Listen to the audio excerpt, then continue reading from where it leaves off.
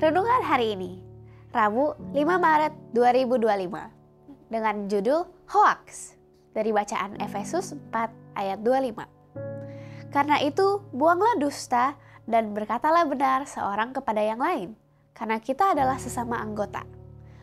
Hoaks dan berita menakutkan telah menjadi bagian dari kehidupan sehari-hari kita saat ini. Banyak informasi palsu yang beredar luas.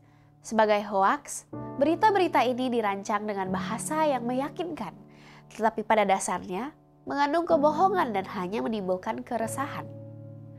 Terkadang, orang yang membuat atau menyebarkan informasi tersebut mengklaim memiliki niat baik agar orang lain lebih waspada.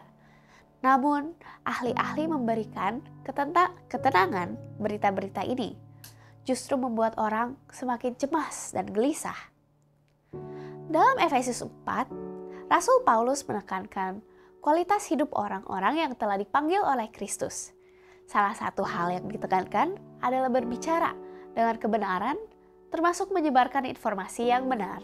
Kita hanya seharusnya membagikan berita yang memang benar adanya, sedangkan kebohongan harus ditinggalkan. Sesuatu yang harus dibuang berarti tidak memiliki nilai. Begitupun yang dengan yang hoaks, yang tidak ada manfaatnya dan kita harus singkirkan dari kehidupan kita. Ketika Yesus datang ke dunia, ia membawa kabar baik, yaitu Injil.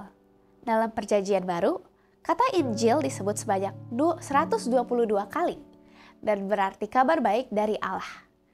Jika Yesus hidup di era digital seperti sekarang, sudah pasti ia tidak akan menyebarkan berita palsu, gambar menyesatkan, atau video hoaks dalam grup percakapannya. Yang akan ia sampaikan adalah berita yang membawa pengharapan, penghiburan, penguatan iman, dan keselamatan dari Allah. Sebagai orang percaya, kita tidak boleh memberi ruang bagi hoaks dalam kehidupan kita. Kita harus menolak untuk mempercayai dan menyebarkannya. Lalu, bagaimana kita bisa membedakan antara berita benar dan berita palsu? Sebenarnya, ada beberapa cara sederhana untuk mengecek kebenaran suatu informasi. Anda bisa mencarinya terlebih dahulu di Google untuk melihatkan apakah sumber terpercayanya. Anda juga bisa dapat bertanya kepada orang yang lebih memahami atau ahli dalam bidang tersebut. Prinsipnya, jika sebuah berita terdengar terlalu bombastis, berlebihan, dan diakhiri dengan ajakan untuk segera menyebarkannya ke orang lain, maka Anda patut curiga bahwa itu adalah hoaks. Jika masih ragu, lebih baik kita tidak meneruskannya. Mari kita taati firman ini, buanglah kebohongan dan sebarkanlah kebenaran.